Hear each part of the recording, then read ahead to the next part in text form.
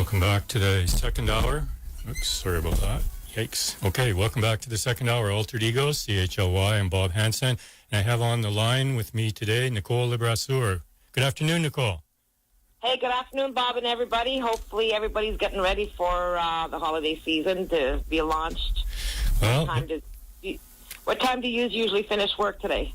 Here, you mean? Oh, you mean just working stiffs out here?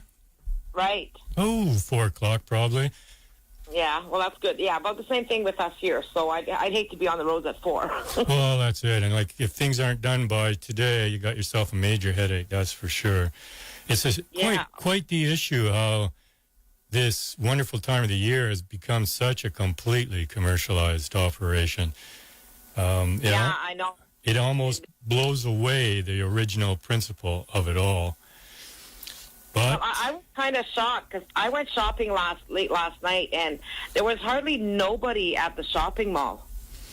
Oh, really?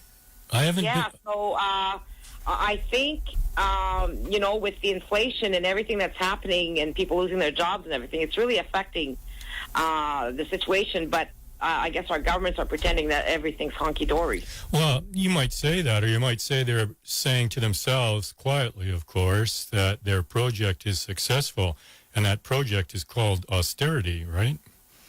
Exactly. They made that a project of their own. I think it was 2012, and they just came out and claimed in a G20 meeting that, everybody's now down on austerity. Now, why would we allow our own employees to put us on an austerity program after they've actually given themselves one of the largest increases for MPs' pay in 10 years?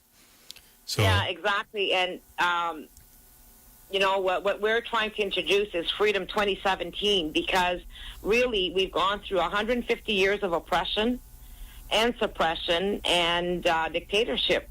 So now, we're leaving 2016 with a bang, because it's time that Canadians realize that we're in the driver's seat, and we always have been. We just never took the initiative. Well, I think most of us are kind of overwhelmed by what appears to be a complication in politics, when really what you're pointing out is it's designed to overwhelm us and be convoluted so that nobody really sees that we have a hugely dysfunctional governance system by design. Yeah, exactly. And, the answer is so easy, almost it's too easy. And this is why people are not even seeing it, because they imagine that everything is so convoluted and so complicated that, it's hard to try and think beyond the mess of what they've done on purpose. Exactly. So let's get started. Who has the authority to govern in Canada, the highest authority to govern in Canada? Who has that authority? The Canadian citizens. And how do you... And the First Nation. Okay, and where does that derive? This all depends if you're talking about the country itself or the Crown Corporation of Canada, which is what we are. We are under the Crown Corporation of Canada, because our treaties are still not fully negotiated with the First Nations as far as land bases. So what was the first group? You say whether we're under the Group Canada or the Crown Corporation. What about that first group? Okay, the first group, the country of Canada itself, the land base. Yes. Is still, debatable because of the non-finished negotiations with the treaties. Okay, so they're wrapped together. Now, exactly. Now, recently, the Federal Green Party at a special general meeting renounced the document of discovery. Is that a legitimate or effective act? Does it nullify the Vatican rule? No, they have no, they bear no weight there. It's just hot air. It's a nice gesture, but it has absolutely no power. And the only way that there's two ways that the doctrine of discovery can be annulled. One, by the Pope himself, and or all of the 70, at least, the percentage of Canadians and First Nations across Canada. So we've talked about Vatican rule in the Western world, and that stems from what we were just speaking about, the doctrine of discovery. And exactly. And recently it came clear that the churches, the hospitals And even churches in this country, they don't pay taxes. And, No. and the federal government pays the money to run those operations to the Vatican. Is that correct? Yeah, well, see, it all depends if it's a public or Catholic hospital. Under public ownership, then it reverts back to the people. But under the usually the St. Joe's Hospital, all of these hospitals that are still under the religious realm, the payments go to the Vatican. And does anyone audit churches and these Vatican-ruled hospitals? Not our governance. We're not allowed to audit them at all because they are not auditable. How did that come? And as a corporation sole under that status, even though they've incorporated the hospitals, it's still not the jurisdiction of the Canadian government to audit them. So we don't know what chunk of money goes to the Vatican, firstly, and we don't know what the Vatican pours back into the churches and these hospitals either. Exactly. That's why you're always going to see budgets, but you will never see the amount of money coming into a hospital. The revenue flow. Exactly, unless you're looking at a private hospital, and where they have shareholders and everything, and then they might allow you to see how much profit they've made in the year. So then tell us about this is a difficult word for me as an English person to pronounce. Seigneurie? Seigneurie, yes. And a seigneurie is a chunk of land that was owned by the lords and the Jesuits. So Quebec, Canada initially started off as Quebec, and this is what people need to understand. They need to know their history if they want to discuss Canada, because it started with a small piece of land in Quebec called Montreal, and it became New France.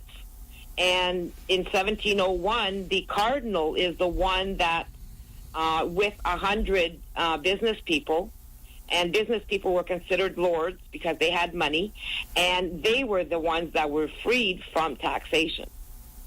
Are they still freed?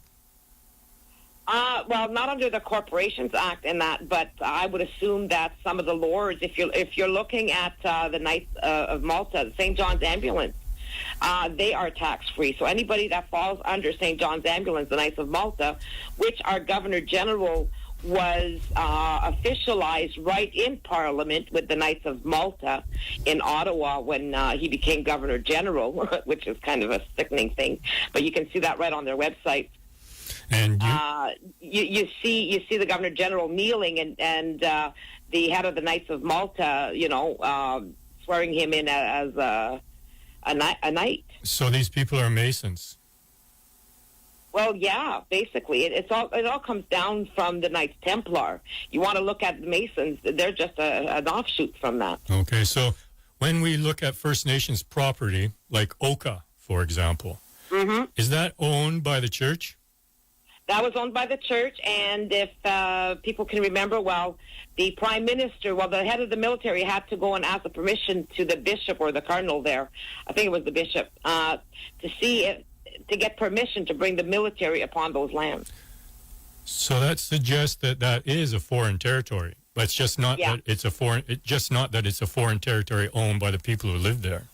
Well, if you look at the Vatican, they have immunity in Canada, and all of the properties that they own is like a mini embassy. Gotcha. Okay.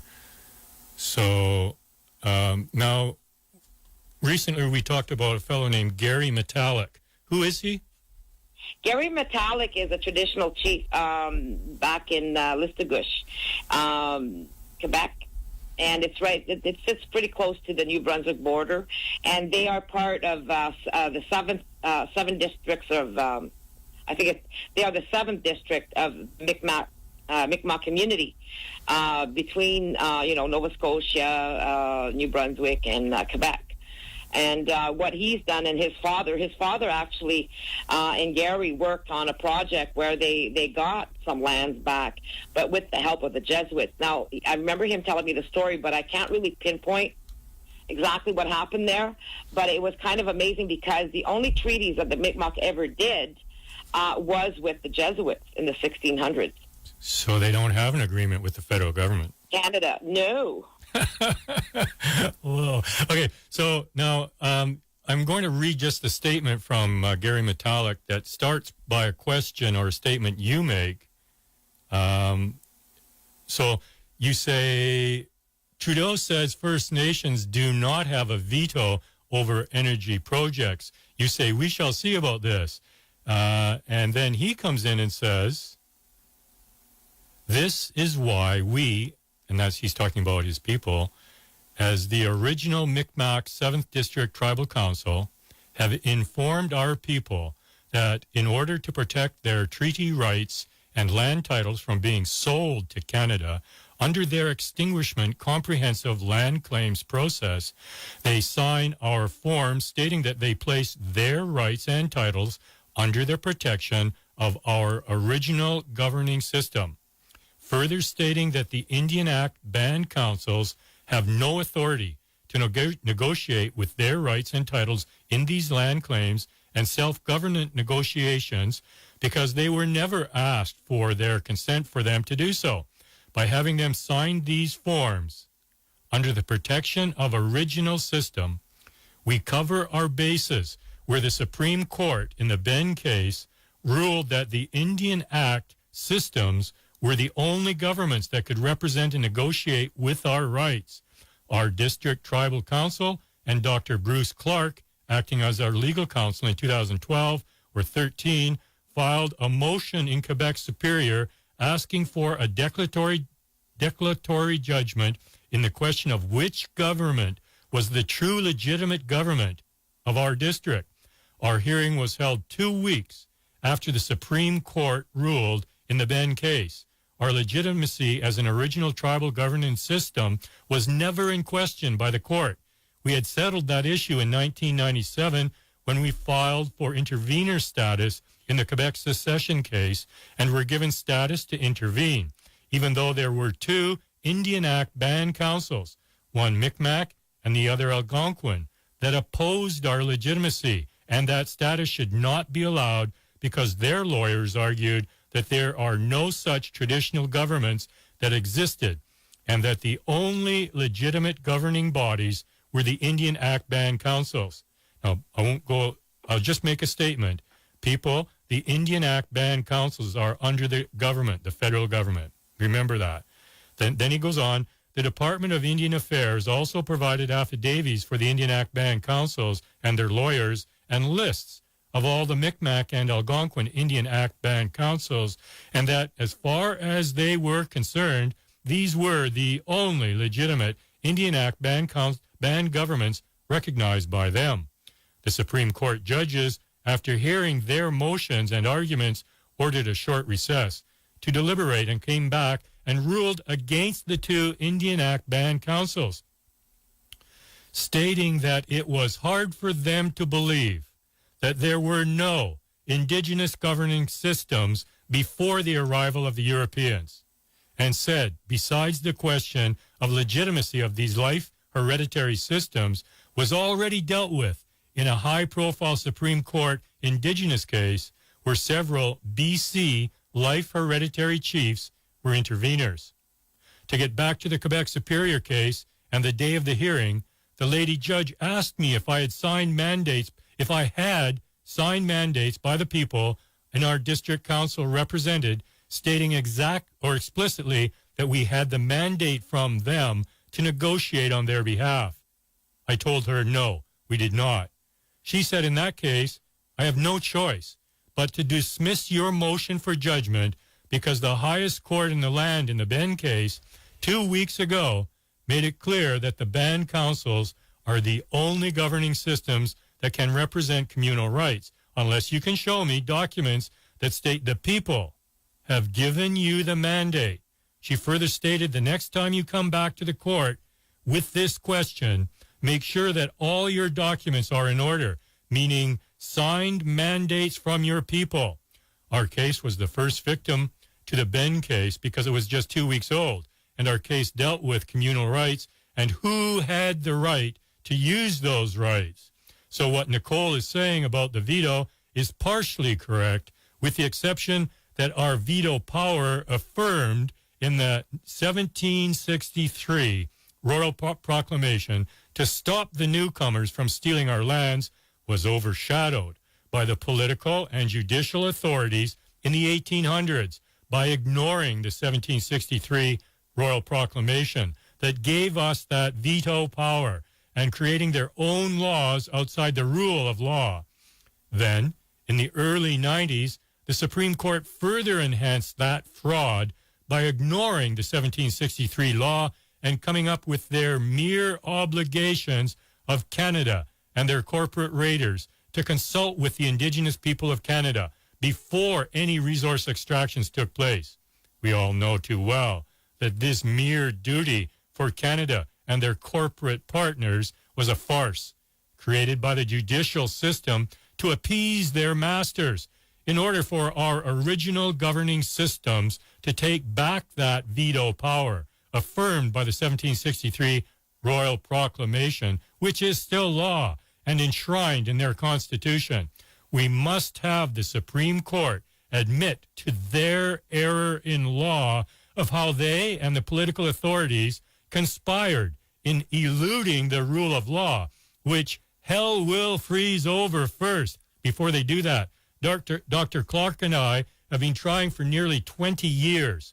But what we're doing now is just reclaiming and reoccupying our ancestral territory by building our district governing structures deep into so-called Quebec Crown lands and forcing the issue of who is the legitimate title holders of our territories. We have been building for nearly 3 months, 25 kilometers into so-called Crown lands, and no sign of government agents to stop or challenge our right to occupy and settle within our territory. And we will continue next spring and summer and map out our territory and send notice to Canada and Quebec that this territory cannot be claimed by them under their extinguishment comprehensive land claims and assimilation self-government negotiations. Now, that's exactly where the rest of us are at, is it not? Exactly. See, because I started off with the Citizens Convention of Consent, fully knowing in 2008 that we had no other choice but to remove final decision-making authority from the powers of our government because they do not communicate with us in the proper manner as being the official shareholders. And I always knew this to be true in my heart. And then coming around to this time frame here and then connecting with Gary Metallic and then finding out about the Benz case, well, we were on the right track all along. Canadian citizens, in order to affect change in this country, will have to sign an agreement for, our rights to our direct democracy within our rights to dictate as the employers of the Canadian government. Even though the Queen speaks for us, now we need to take our proxies back because they essentially removed our rights to our proxies as the employers of the Crown Corporation of Canada, which is negotiating these treaties with the First Nations. Now, when you say that, okay, the 1763 the Royal Proclamation came into effect, well, to understand the Doctrine of Discovery and the Royal Proclamation, the Doctrine of Discovery and terra nullius, which is enshrined in that Doctrine of Discovery, which means land without owners, when the Supreme Court judges go into, saying that, okay, well, they have all these rules and regulations to determine who really owns the land, but now they're forcing the First Nations to be able to prove that how long they've been there, which is totally ridiculous. Because number one, in I can't remember if it was 1997 or somewhere around there anyways, in regards to the Western Sahara, decolonization process at the United Nations. The United Nations asked 16 judges at the International Court to, they asked them a question asking if, terra nullius was valid in regards to the Western Sahara. And 13 judges out of 16 came back and said, no, there is no such thing as terra nullius, lands without owners, because these people are nomads. The same thing as the First Nations in North America, everywhere in these countries. These people were traveling and going with their herds and with the weather and just, moving around consistently, especially, with their food gathering. So, and then the seasons. So 13 judges came back and said, no such thing as terra nullius. However, in Canada, the Supreme Court will say, well, we really don't use that. We use this special table, to follow and to try and find remedy here. But, the nations have to prove that they've been there for so many years. Well, that's hogwash. Because, first of all, this is why they oversee the Royal Proclamation, is because of that terra nullius and the doctrine of discovery superseding anything declared by a king. To become kings and queens officially, you have to be proclaimed that by the Vatican and nobody else. The Pope has to declare you a king or queen. Yikes. That's a really stinker issue. So is Canadian government sending money to the Vatican? Well, they'd have to be, because the only ones who were allowed to tax anyone was the Vatican. And then the kings and queens were there to collect the monies from the peasants. And this is how, we ended up with the 1215 and the 1225, Magna Carta. Gotcha. So when you're looking at the Magna Carta, the one from 1220, the one that they use at the UK is the 1225 one, because the first one, everybody says, oh, well, the king had a knife to his throat, and by whom? The priests, the cardinals and the bishops that were there, okay? Because the way that it worked there, you have to understand how the parliaments worked back in those days, and it used to be the what you call the spiritual lords, who ruled over the temporal lords. Temporal lords ruled over the human person, the human body that eventually dies. That's where people get confused with straw man. Okay, now the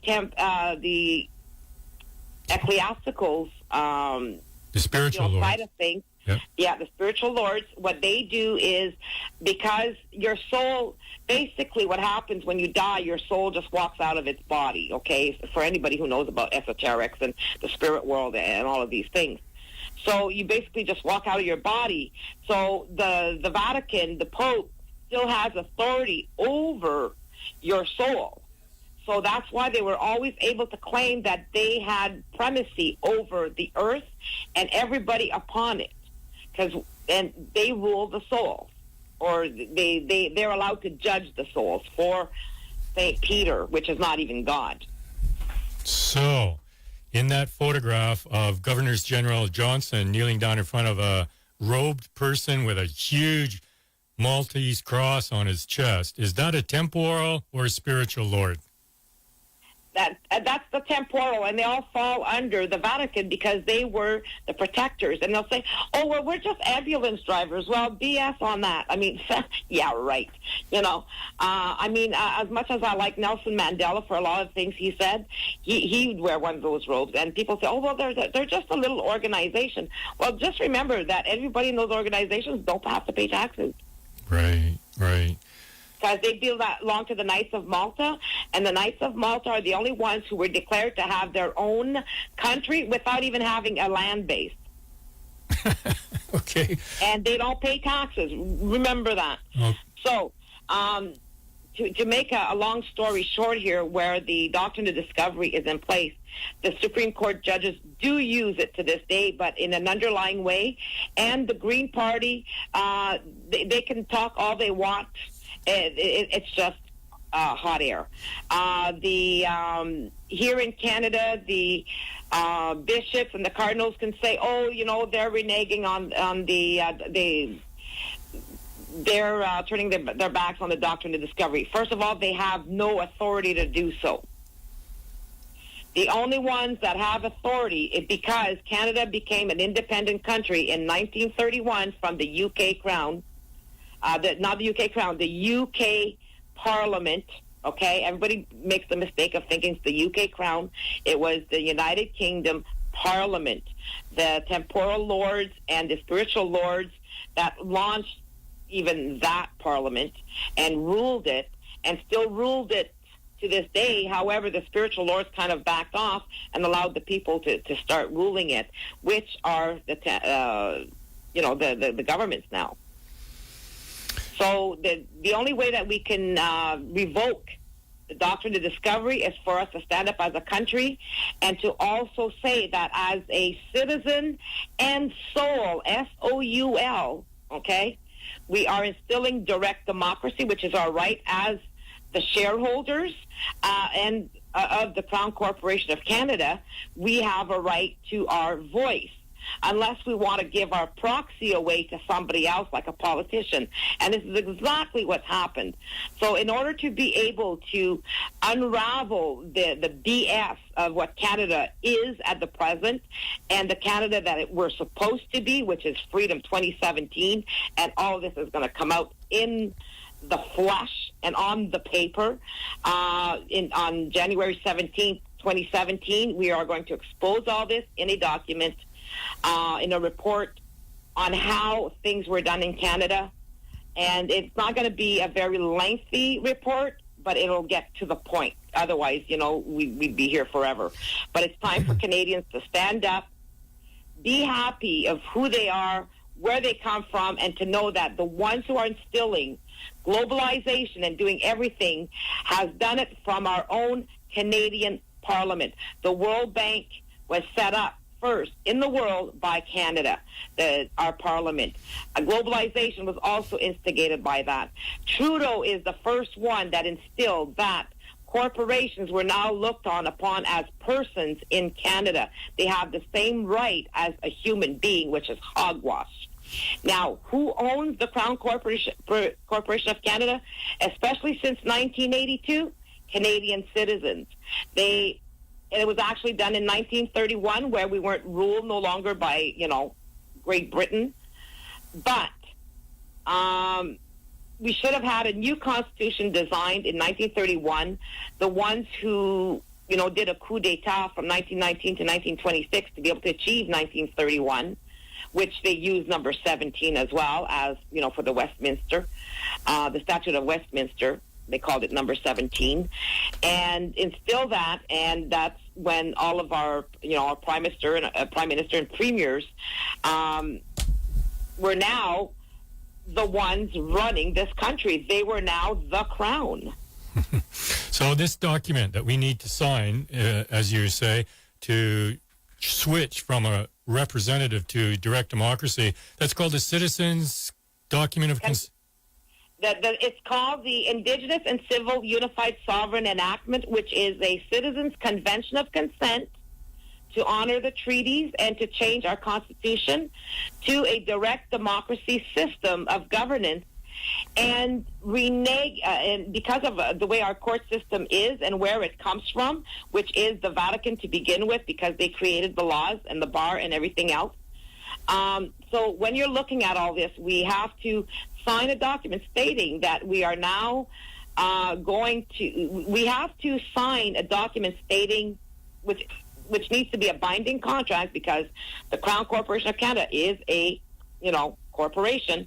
We need to sign an agreement, a legal contract, not just a social contract like a petition. It has to be a signature saying that, yes, you want to change your Constitution and be in charge of the governance, as we should be. So how large a document is this consent document? The Convention of Consent is a one-page document. We left it very simple because all it does is to assert your rights and everybody's rights, all of our rights, to change our Constitution, to legally change our Constitution, and to instill our system of governance. Is it possible you can read that one page? Yeah, I'll just try and find it here.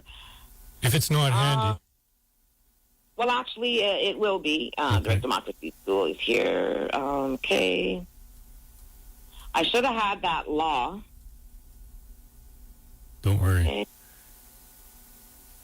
We could do that after we play this clip, if you prefer. Yeah, I can have it out because it's very simple, but it does state we have to remove ourselves from the governance, from the doctrine of discovery, and from under the Queen as our voice, because otherwise we're nothing more than a bunch of dogs with cut off tails chasing our tails, and we'll never catch up because we'd have to go to the Queen to sue herself. Right. That's the way. Same as we'd have to go to the premiers and the prime ministers to sue themselves. They will never, ever do that. And the ones with the power since 1931 are the provinces. And if the people want the proof of that, they just need to look at the fact that Trudeau is saying that he couldn't reach an agreement with the provinces to instill, a higher amount for Medicare. what they call equalization payments. Yes. So and this is just like a UN agreement, right? When the countries sign on to these agreements, then they are bound by them. The only thing that binds us to our federal government is the agreements that the provinces signed on to. But the provinces do not need to listen to the federal government on anything else. So the GST. So, yes. Part, and referendum in BC, for example. Yeah.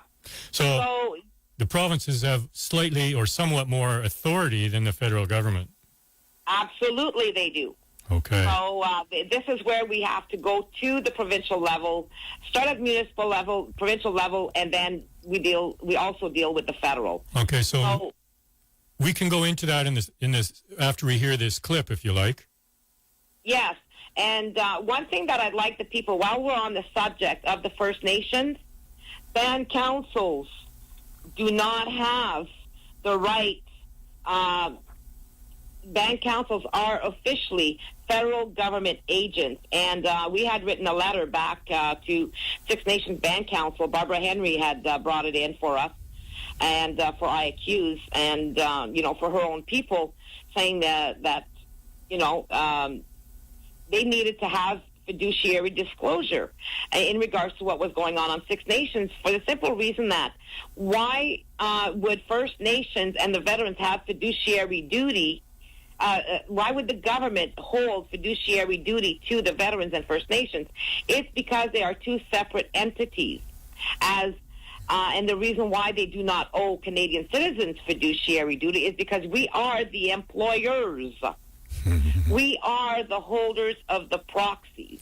So they did not give us any kind of, you'd almost say, honorable service. And instead, they've put us on an austerity budget, and they've muddied the water sufficiently by creating corporate political parties that they allege represent us. They do not.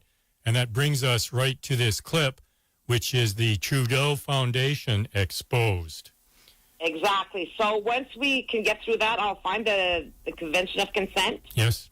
And while you do that, and it's really important that we discuss corporate law, because this is where, as Nicole Lebrasseur, or as the head of Age Santé Research Corporation, I've got two issues with this government.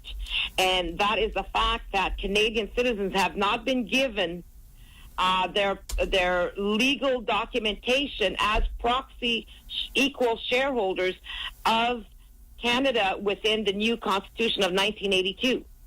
They remain the Queen as the sole shareholder who represents each and every one of us. And we never had a referendum on that. We never had a referendum on the fact that our political system, by voting, I'm so glad that I have not voted since 2008, because by voting into a political party system or any of those things, you are actually voting away your right to your proxy as a equal shareholder of the Crown Corporation of Canada. Right. And they need to be held to the Crown Corporation Act of Canada. And in reality, all of the Canadian citizens have power over all corporations within Canada, including private ones. Now, that is a very exciting statement. Yeah. Okay. And we can revoke them as well. All right. So now let's go to this clip. I'm going to disconnect you because it's a 10-minute clip, and I'll call you back. Gives you freedom to do what you need to do. And All then, right. Okay, so we're off now, you and me. Goodbye. We'll call you in 10 minutes. Okay, great. Bye-bye. So that's Nicole Brasseur getting some documents and probably a glass of water. In the meantime, I guess we want that out. It is out. Bingo. All righty. So in the meantime, you want to hear this clip from Press for Truth. It's 10 minutes, 11 minutes long, and it talks about Trudeau's foundation exposed. Trudeau Foundation, is identical to the Clinton Foundation, if you've been watching any of that stuff below the line, and it's not very nice. It's a problem, and it's actually exposing the corporate malfeasance, really, in governance in Canada. But let this Press for Truth clip tell you the story. Here we go. Trudeau Foundation exposed.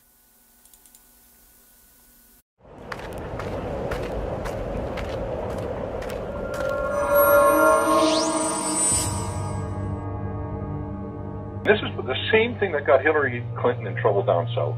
You too closely mix your personal, your business, and your political, and your governmental work. Does it bother you that some of these folks have paid $1,500 for members of the Chinese Communist Party? Well, I mean, it does raise a good question to me. I mean, only Canadians are allowed to give to political parties. So what was this person doing at a fundraising dinner? There are many, many events that I hold, whether it's with municipal leaders, whether it's roundtables with small business owners or business leaders, whether it's meeting with first responders and security officials across the country that aren't public events. This is a government that is extraordinarily open to multiple perspectives.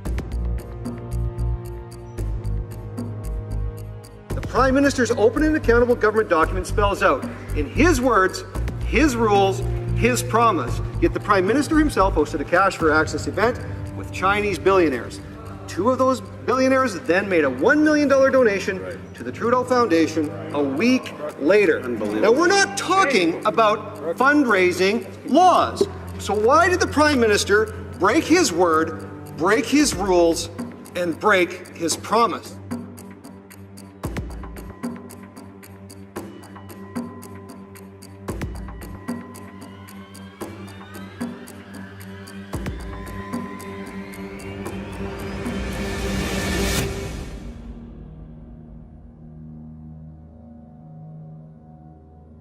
Like every good globalist puppet, Justin Trudeau is lobbied to at events and fundraisers where ticket cost is beyond the means of your average taxpayer. Ticket holders of these events are often board members of multinational companies, and their aim is to lobby.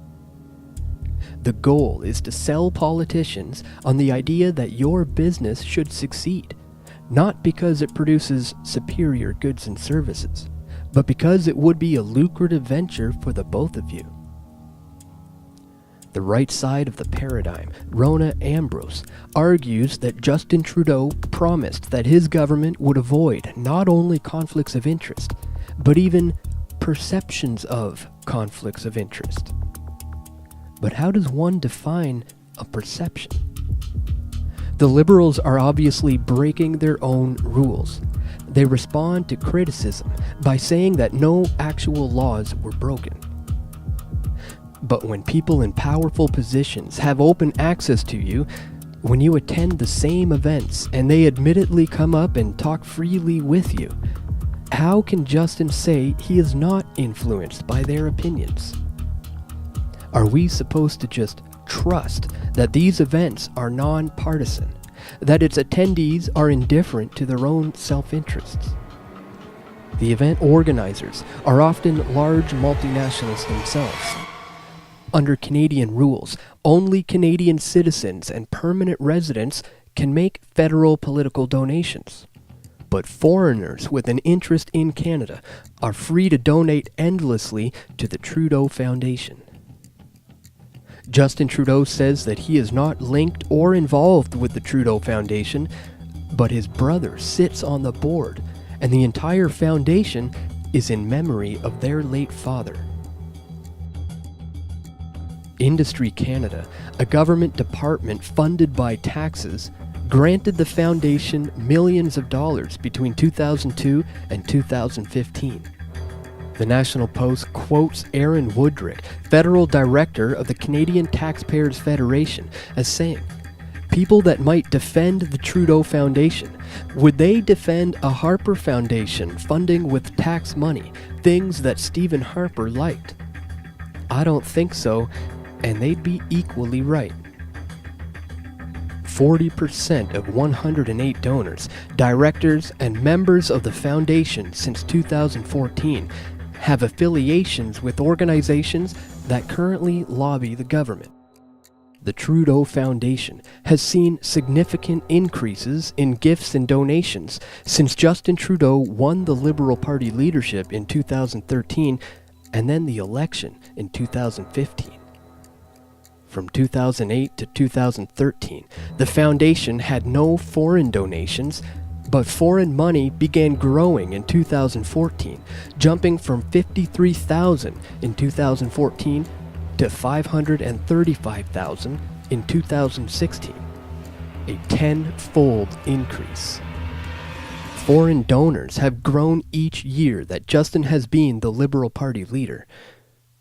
It's no wonder the Prime Minister is spending taxpayer money all over the world. He's paying back his support. Whether it's Switzerland-based McCall McBain Foundation or Chinese national Bin Zhang, it's no coincidence that increased donations for the Trudeau Foundation coincide with Justin's rise to power. Google, WWF Canada, Air Canada, BMO, Suncor, and Resolute Forest Products. These companies and their partners sponsor events for politicians to attend. The National Post reports of the 22 times Google lobbied federal officials in 2016, 2 of those were with Justin Trudeau personally. In September, Google lobbied Trudeau, his chief of staff Katie Telford, and his principal secretary Gerald Butts. It is not a conspiracy that voters do not run the world. Yet, in the age of democracy, should this not be the case? Because we live under a globalized central banking system, dominated by the Anglo-American establishment. Trillions of dollars have been borrowed and maintained by artificially low interest rates, a scenario that a true free market would have never sustained. Democracy, far from correcting this new world order, is partially responsible, and certainly it does not prevent us from the ability to live at the expense of one another. But under the illusion of never-ending debt, anything is possible. The sad reality is that this theme of usury, a motif told over and over again in the Bible, should have been our warning. The state always fails, and when given absolute power, it can send society back to the Stone Age. As taxpayers and market participants forced to use federal fiat, we've unknowingly financed a financial web of state and corporate hierarchies. Networks, roundtables, and market interventions dominate the world. The moral and cultural belief systems of Western civilization have decayed beyond recognition. The Clinton Foundation was pivotal for the Clintons' rise to power, and Justin Trudeau is experiencing the same with the Trudeau Foundation. It didn't end well for Clinton, and if I can help it, it'll be the same for Trudeau. Assuming that those who initially fell for the deception do not continue to see him as the lesser evil option. A realistic scenario that could see 2 terms for Trudeau. But Canada, like the US, is divided. There are those who have never liked the Trudeau family and never will. Justin's globalist and political correct style of governing is fanning the fires of populism. His rise to power is called pay-to-play politics because that's what it is. Voting has no discernible effect on governing agendas other than to help the state advertise itself better.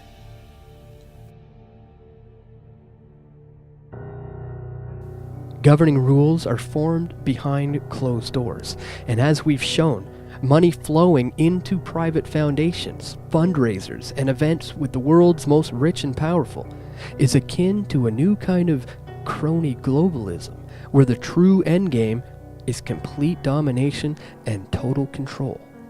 Signing CETA does not indicate free trade. Unrestricted immigration is not without consequence. And climate legislation will turn back the clock on progress and civilization, the very things that allow us to adapt to a natural changing climate. Justin Trudeau is a prime example of the kind of leader that pay-to-play politics creates. His ideas on gender-balanced workplaces assume that women need some special privilege in life, and admiring Castro's legacy on behalf of all Canadians is outrageously out of touch. This is a Prime Minister who was born with a silver spoon in his mouth. His Liberal government is run by some of the same people who destroyed Ontario. But if someone wants to influence the Trudeau government, and therefore the lives of Canadians, their best bet is to fund the Trudeau Foundation. Here at Press for Truth, we will continue to follow the money and expose this corruption for what it is. We hope you will join us in this battle as a PFT member or a PFT patron. And so that is Press for Truth. And I'm just going to play this little one for everybody, too. The following contains mature subject matter and may not be suitable for some listeners. Listener discretion is advised. And that's as much for being discreet on my end as for my guests. Is that true, Nicole? Nicole, are you there? Can you repeat? Yes, can you repeat that?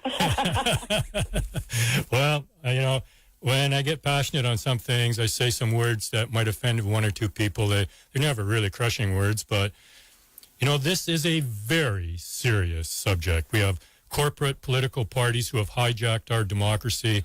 Every election, we get all this bullshit of promises. And then this past election, I've never seen such blatant, world-class liars as what's come out. And I predict by June of next year, there's going to be a cultural revolution in the works. So, well, go ahead. Well, Bob, we have no choice because we're heading towards the next election to look very much like the United States election, which was a farce and totally sickening. I was so upset during the elections that I totally cleaned out my basement for the first time in a few years because I've been having my nose so much into this mountain of information, and trying to decipher everything that I was totally appalled. And now you've got somebody, like O'Leary coming out who's going to be just like Trump, and it makes me sick to my stomach. So I either have to push Freedom 2017, giving the power, helping for myself and the people to have the power to have our say in our governance as the true shareholders of the Crown Corporation of Canada and the true voice of the people. And to demand our proxies to state as such and to reflect the changes of 1982 constitutional changes, putting us above institutions and the Constitution. Institutions also includes the Vatican. Okay. So and the Queen. Nice. So proportional representation is not going to do this for us. This is just keeping the corporate political powers in office or as being our proxies. We need to actually remove. Exactly.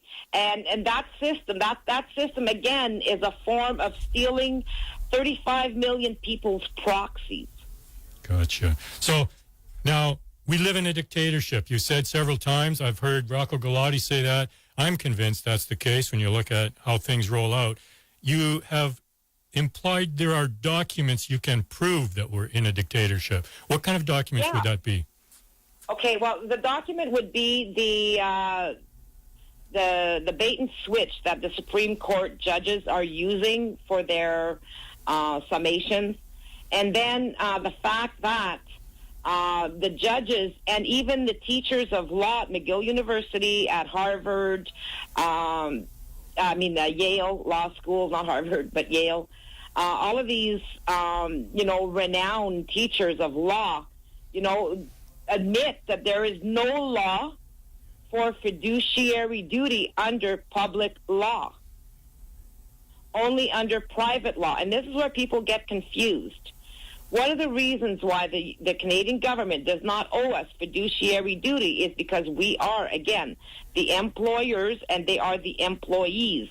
They are not a private corporation that we hire to do our work for us in that sense because we vote them in. So because of the elections, we don't have the benefit of hiring a private corporation of governance that would owe us fiduciary duty under private law. So corporations have fiduciary duty from the government? No. In corporate law? If you... if somebody wants to hire my research company, I owe them fiduciary duty and confidentiality, okay? First and foremost. They are my client. But it's not it's not really an employer-employee relationship there. It's a client. And that's where the fiduciary duty comes into. So this is why we created, when I saw all of this happening, I sat down and I thought, okay, how do we write this? How do we get away from the doctrine of discovery, from the whole of the government, and this is a government that has no laws. Every law that they have made was to make sure that there are no laws where we can sue them. And then they have laws saying that we can't sue them. When you have a governing power that creates laws so you can't come back on them, that is a dictatorship.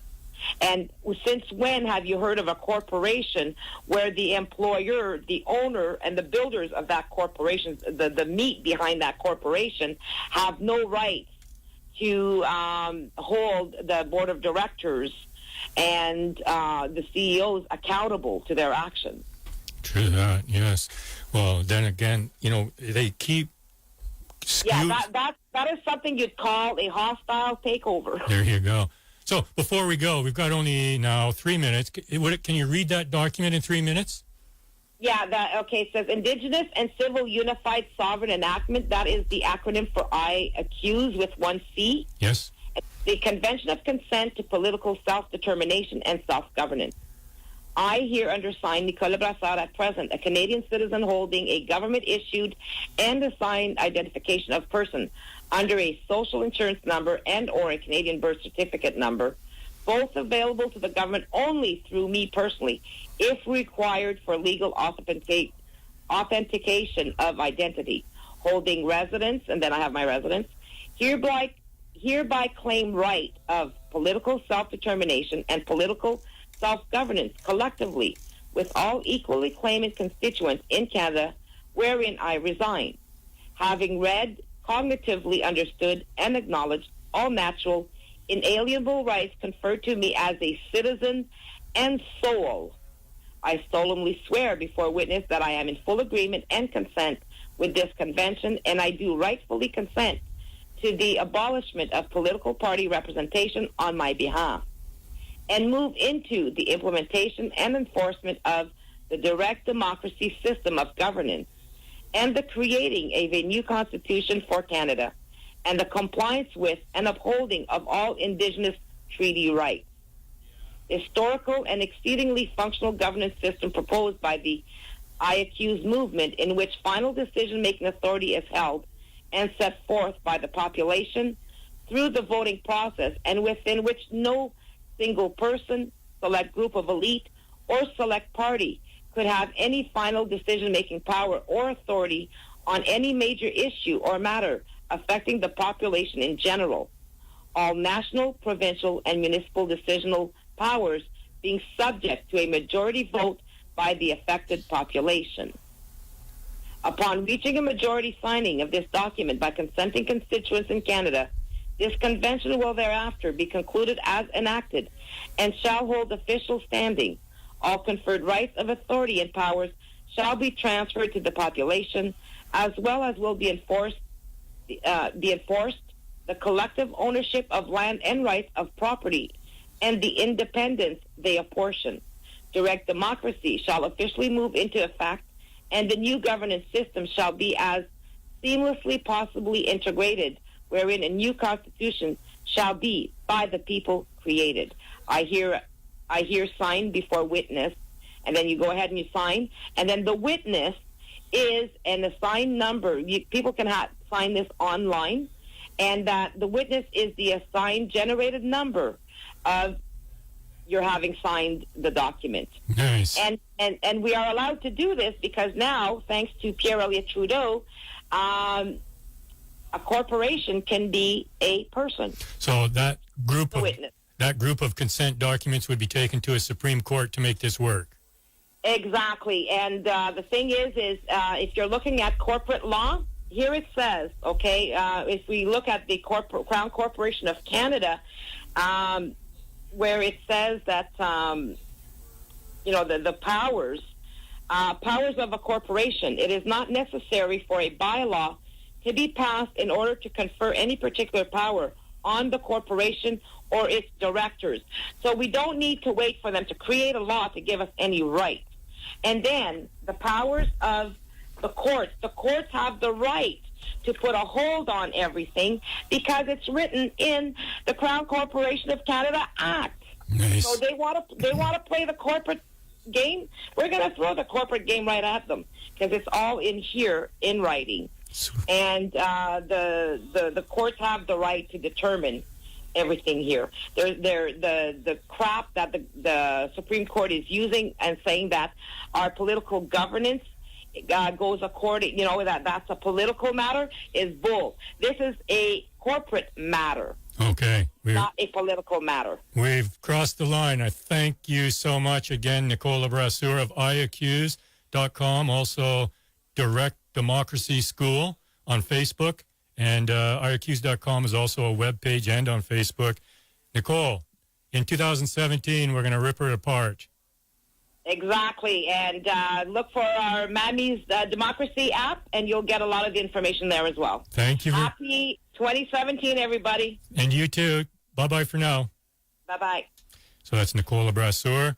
Thank you very much for that informative discussion, and we'll be talking with her again in the new year. That's it for Altered Egos, people. Thank you very much for listening. Coming up next, I'm not sure, actually. There's some bodies in the studio, in the station, and lots of good stuff to go. So take care. Have a great solstice. Don't slip on your bum on the ice. Remember to love each other. That's what it's all about. Resistance is creativity, and creativity is resistance. See you next weekend. 101.7 FM CHLY Question Authority. To help celebrate the Rendez-vous de la Francophonie, 50 campus and community radio stations from across Canada produced radio documentaries highlighting Rendez-vous de la Francophonie events, the importance of bilingualism, and Francophone history and culture in Canada. The RBF series is brought to you by la Fondation Canadienne pour le Dialogue des Cultures in partnership with the National Campus and Community Radio Association, Canadian Heritage, and this station. For more information, check out www.ncra.ca/RBF. Keep it locked on CHLY for Rendezvous de la Francophonie every Tuesday at 1 p.m.